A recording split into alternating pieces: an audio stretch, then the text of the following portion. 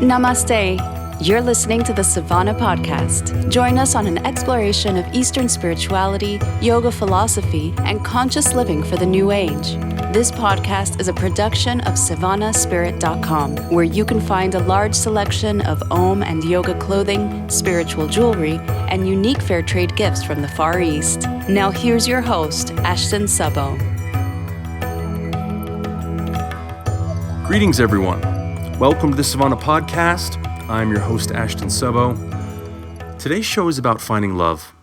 It's about overcoming our insecurities, our self-doubts, criticisms, and fears, and realizing that the love that most seek on the outside already and always lies within us. And the story I'm going to share today is a story that's quite special to me. When I started reading it, the message on the surface seemed really nice and sweet. And the more that I got into the story and the more versions of the story that I read, the more it came alive. I've been chanting a lot. A lot of these stories or a lot of the deities, they have particular mantras that are associated with them. And often when I'm creating the stories, I spend a lot of time chanting these mantras. And I was spending a lot of time with this particular mantra associated with this little boy and this story, and have really just completely fallen in love with all the layers of this story and the message that it holds. It's something that, especially since my transition from more of the wild yogi off in the jungles to the more domesticated father and husband, living in the world, I've struggled at times finding a new way that doesn't include such strong, intense practices that I was doing when I was living abroad for so many years. And this story is something that gives me so much comfort and warmth in my heart that I'm really excited to share it. So we'll get through all the layers as we go along, and we'll add in some new elements and some other possible ways to see things. But essentially, we're still looking at why we're seeking love, why we seek it on the outside instead of the inside. And we have this beautiful example of this little boy, Dhruva. So once upon a time, there was a little boy named Dhruva, and Dhruva was the prince. His father was Uttanapada, and he was the king of all the lands. Dhruva's mother, her name was Sunati, and she was the king's first wife, which means that Dhruva was actually the crown prince. He was the next in line to inherit the throne. But King Uttanapada actually had another wife named Suruchi, who was a very beautiful woman, but she was also terribly insecure and jealous.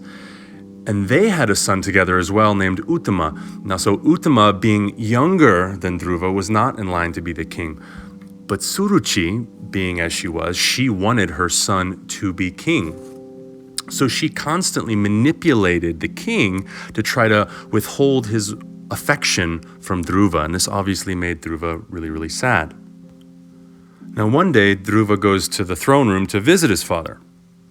And already, Suruchi and Uttama are there. And Uttama's sitting on his father's lap. And so Dhruva comes up, and he's obviously a little sad that, he's always trying to see his father, and he's not around very much, but he is spending a lot of time with little Uttama, his little stepbrother or half-brother. And he approaches the king, and he asks the king, he's like, hey, can I come sit on your lap? And of course the father's like, oh, yeah, of course, my son, hop on my lap. So he's got the Uttama on one leg and Dhruva on the other. And Suruchi sees this, and she's kind of furious. She comes over and she actually shoves Dhruva off of the king's lap and onto the floor. In that first moment, the king actually reaches for his son, like, oh my gosh, my son just got knocked to the floor. And he kind of looks up and he sees Suruchi and this evil, vile look in her face, like telling him, like, don't you dare touch that little boy. And she goes on this awful tirade. She tells him that, she doesn't deserve the king's love, that no one will ever love him, no person could ever love him. She tells him that the biggest problem that he has is that he wasn't born from her womb. And she goes on to say that, you're so unlovable that what you need to do is you need to go and pray to Vishnu, hope that he'll kill you. and that you could be reborn again in my womb, and then at least you'd be my son then, and maybe you could sit on your father's lap. Maybe then you would deserve love. I mean, this is a 5-year-old little boy, all right? Imagine this little boy, dark brown, curly hair, olive eyes, just sweet as can be, coming up and just wanting essentially a hug from his father. And this woman and comes and just throws him away, and she's always getting the king to reject that love. And so kind of what's going on here? Like what, other than the obvious of the situation, is that Suruchi is taking on that kind of evil stepmother archetype. And what that usually represents is our insecurities, right? We're the sense that we're plagued with fears. It's our inner voices, our negative self-talk, our criticism, our doubts. And so this is that aspect that's coming to pull us away from the affection of others. The king actually tries to go over and help the boy, but he can't, because when you're so shut off from self-doubt and fear, even the divine has a hard time reaching you. Right? And so when we're in our own lives and we're listening to all those little demons in our head that are telling us, well, you're not good enough, you're not lovable enough. This is Suruchi. This is her doing this to Dhruva, telling him you are not worth loving. And for a little boy, that's absolutely devastating. So he runs out of the throne room and he goes to see his birth mom, Sunati. And Sunati is a wonderful woman, but she's quite simple. I mean, she's beautiful in her own way, and she's a wonderful mother, but she doesn't really know what to do. She doesn't know how to console her son. She feels powerless. And here's little Dhruva, and he's crying. He's like, is no one ever going to love me? Am I not worthy of my father's love? If my father doesn't love me, then who could possibly love me? If no person can love me, well, then maybe God can love me. Right? That's kind of where he goes. He's like, well, if maybe my one salvation in life would be Vishnu. Maybe Vishnu will love me. Maybe he'll love me enough to do as Suruchi suggested and let me die so I could be reborn by her womb, and then maybe I'd be worthy of my father's love. And the seductive thing is thinking that all of your self-doubts, all of your fears will lead you in the right direction. Right? So thinking that, going to Vishnu so that you can be reborn as Suruchi's son, thinking that that's going to fix it, that all of a sudden then you'll find the affection that you've been longing for. And that's the temptation of those little voices inside of us of self-doubt and criticism and fear and worthiness. Of course, Vishnu's going to love him anyways, but what he's going to grant him is different than from what he thinks. And we'll get to that. So the boy asks, he's like, how can I find Vishnu? And of course, Sunati, she doesn't know of these things. She just says, well, the God men, they go to the woods to find God, to find the divine. So maybe that's where you should go. And so the boy decides to change his princely robes. He puts on the clothes of an ascetic, and he heads off into the woods. Now on the path, he meets a sage named Narada. And Narada is a great devotee of Vishnu, a great spiritual teacher. And Narada, when he sees this little boy, he's like, oh boy, what are you doing out here in the middle of the woods? Like, this isn't a safe place for you to be. And Dhruva tells him, he's like, I'm here to find Vishnu. I'm here to find God. And Narada tries to dissuade him. He's like, look, you're really young, and this is a really hard thing to do. Why don't you go and live your life? And then come back, maybe when you're older, and then that would be an appropriate time to do this. But right now, you're just a little boy. The sage knows who this little boy is, and he says, when you're the prince, won't your father and your mother be sad that you're not around? And of course, Dhruva is now in tears, and he explains that, my father doesn't love me, my mother, I think she gets more abuse because I'm around. Maybe because I'm not around now, she'll be able to get more love from my father, because Sunati won't be as much of a threat to Suruchi, because her son now will be first in line to be king. But he keeps persisting. Dhruva keeps showing this determination that he will not give up, that he is determined to find Vishnu so that he can sit on the throne again. And this is one of the variants of the story of, well, he's talking about sitting on the throne. He wants to get the throne of his father. But we're talking about this again from the perspective of a 5-year-old boy. So some people say that like, well, here's this little boy who wants this material thing. He wants his throne. He wants to become the crown prince again and make sure that he is going to be king. So here he is going off to find God for material reasons. But again, what is the throne to a 5-year-old? What is that treasure? It's his father's love. Like, a child doesn't feel like they have anything if they don't have their parents' love. So the throne itself actually represents that love, that self-love. Not even the love of the father, but to finally sit on the throne is to sit in that embodiment of love.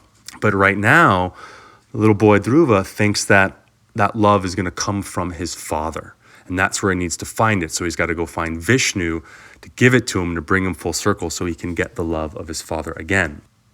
So if we take it here at face value, it's the material thing. It's him wanting the throne.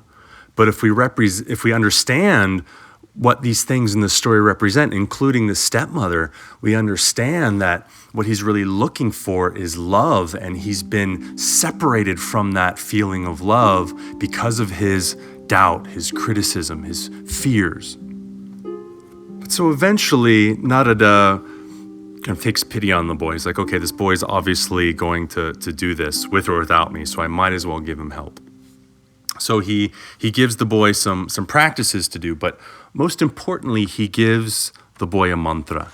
He says, this is the name of the Lord that will most assuredly bring you the blessings of Vishnu. And that mantra is Om Namo Bhagavate Vasudevaya.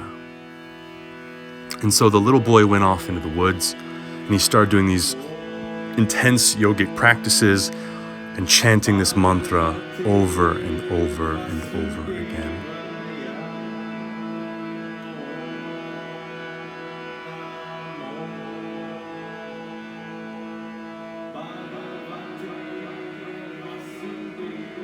It is said that he goes through this process over these months of, eating less and less food and breathing less and less.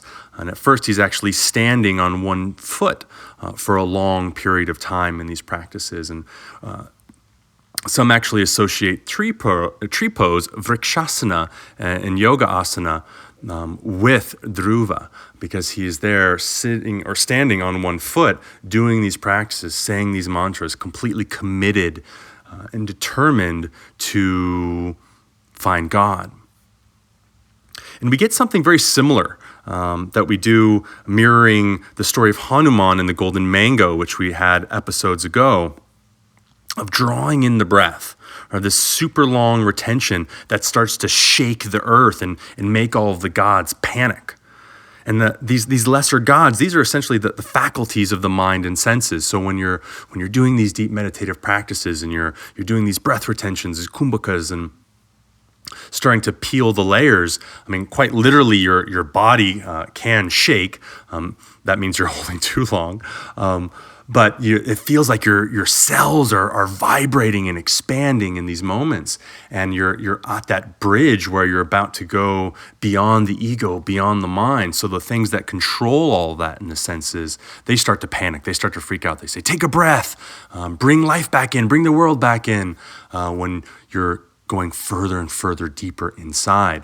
So the gods, they rush off to Vishnu and they're like, oh my gosh, this kid's doing these practices and the earth is shaking and shattering, and you've got to do something before the whole world explodes. And so Vishnu says, okay, I'll go check this out. And he goes down to where little Dhruva is. And Dhruva is just completely immersed in meditation. And he's seeing the image of Vishnu inside himself, inside his own heart, and he's completely fixed on that inner vision. And so Vishnu's standing in front of him with his brilliant, radiant self. And the boy still has his eyes closed and he's not even moving. He's not even acknowledging. So you have Vishnu kind of standing there being like, looking around, scratching his shoulder, being like, hey, kind of a big deal. I'm standing in front of you. How come you're not noticing me right now? So Vishnu takes his conch shell and he taps the boy with it to snap him out of his meditative state. And the boy startles awake and he looks at Vishnu and he doesn't really know what to do or to say. Like the image that he'd been seeing on the inside for so long is now standing in front of him in the world. Now this is a really big deal because what this is signifying is that he's not finding him on the inside. He's not connecting to him through deeper and deeper states of meditation. He's actually seeing him on the outside. He's seeing him out in the world. So this is a different angle on things, because many of the paths out there are telling you keep meditating to find God inside. And of course, that is what he does. But what he's now experiencing is actually God on the outside. So this isn't a path that takes you so deeply inward that you completely lose the body, you lose the senses, and everything is dissolved away, merging with the infinite. This is a path that, sure, he found it going through these practices, but now God is on the outside. God is in front of him, in front of his physical body. This isn't the, dying and being reborn archetype, right? He receives the gift of his life. So what Vishnu, when he awakens him, he says, little boy, you're doing all these amazing practices, and I see you're so devoted to me. You're chanting my name. What is it that I can do for you? And the little boy tells him his story. He tells him, what happened with his father and his love. And Vishnu's kind of there just listening to the whole thing lovingly. And so the boy says, he's like, I want to sit on the throne. I want to be able to sit on my father's lap. I want his love again. And Vishnu consoles him. He says, you have my blessings. You have my love. My blessing and my love is always with you and inside of you. And don't worry about your father. I'll make sure that he loves you. And the little boy is kind of like, well, hey, you don't know my stepmother. Like, she is pretty wicked. She's a pretty tough cookie. And Vishnu kind of just continues to console him. He's like, it's okay. It's all going to be fine. Not only will you have this love, not only will you feel your father's love and be able to sit on the throne, you will be king. And you will have everything that you wanted. And in fact, he promises Dhruva a place in the sky. Dhruva will be the brightest star. He is the pole star. All right, and the pole star is our true north, that thing that helps us find our way home. It's the center of our very being. And interestingly enough, when you look at the pole star in the sky, different in the north and south hemispheres, but you look at the North Star in the northern hemisphere, all the other stars and the planets are all moving around it. So it seems like it doesn't move, and it helps guide you back home. And this is really significant because here you have the center, right? That focal point in the heart. And that is God's love resting there. And you've got the whole world spinning around. But no matter how, and the whole universe is spinning around. And even though the world is spinning and spinning and spinning, at the very center of it all is that still point, is that place of love. And that love is what takes us home. And here we have Dhruva, again, when he's getting the kingdom, he's getting the throne, it's in a way representing him stepping into society, stepping into his proper role in his community as well. But the truth being is that we can't really step into our role as a collective, as a community, until we have found love inside of ourselves. Because if we're operating on a place of fear and self-doubt and criticism, we're never really open to that space of love. We are exiled from really sitting on that throne. That throne isn't being a king or a queen. That throne is sitting in that royal place where you are guiding your own life. And when you're doing that, that's a very powerful thing. You're guiding your life in the world. Because again, this is Vishnu eyes wide open, not eyes wide shut. He's out in the world. He is in everything, including inside you. And even though the world seems like it's moving around crazy around you, all it takes is that moment of looking inward, maybe chanting his mantra and finding that still place of love. And that empowers us then to move through the world without getting knocked over by every insecurity, every fear that we have. I mean, I'll share with myself, creating these podcasts, my inner critic, my self-criticism meter goes through the roof. I have a really hard time even listening to my podcast because I just start criticizing every tone from my voice, every word that I say. If I messed up anything, I get really down on myself. And stories like this and the mantra of this story have been so powerful for me in learning to let go and just accept and love myself. And that love that I find inside myself transcends, it goes beyond, it goes past my fears, my self-criticism and doubt about myself, my self-worthiness of like, well, this is a crap episode, nobody wants to listen, this is awful, right? Those things come up, they flash into my head, and it just takes that remembering and that settling into the self to say like, you know what? I love me, like, this is great, this is fine. I've got God's love inside of my own heart. And I know some people get worried about the word God, but we can say the love of the divine in my heart. And that allows me then to sit in my seat, sit on my throne and be in the world and share. And, you know, of course, I'm gonna make mistakes and I'm gonna have all of this stuff, but it matters less when you're in love with yourself. And I don't mean in the narcissistic way, but rather in the way of caring and loving ourselves so much that we accept ourselves. And then by accepting ourselves, we're free then to accept others. So he gets these blessings from Vishnu. Dhruva gets these blessings from Vishnu, and he heads home. Of course, everything is fine now. He becomes the king eventually. Some versions he's said to rule for thousands of years beyond that, but then eventually takes his place amongst the stars to become the pole star, to become that center, that reminder for all of us that your true north, your fixed position is actually inside of you. Because if you think, well, it's out there, it's in that star, it's like, no, that star is Dhruva, and Dhruva is you. He's that little boy inside of you looking for the love from the world and from his parents and from himself. And he finds it by looking inward, by going inside. And I think a lot of us, if you're plagued by these feelings of self-doubt and fear, it doesn't really do any good to try to fight it or resist it or even fix it. Right? It's only through that love that we really come to embrace the totality of the experience of life, the various challenges of life. But we can meet them because and if we have that love within ourselves, or feel that love within ourselves. So when you're feeling self-doubt, when you're feeling your inner critic buzzing, or you're feeling like you're unworthy of love,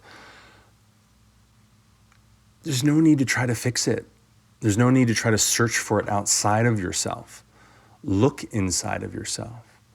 I mean, sure, there are plenty of practices, and there are different traditions and different practices for those traditions, but really all the story wants to do is invite you to look inside your own heart, and find the love that dwells there already. And that's our story for today. I hope you've all enjoyed listening. And speaking of listening, we have a review to read from one of our listeners. This is from John in Georgia, GA. The Savannah podcasts are my meditation.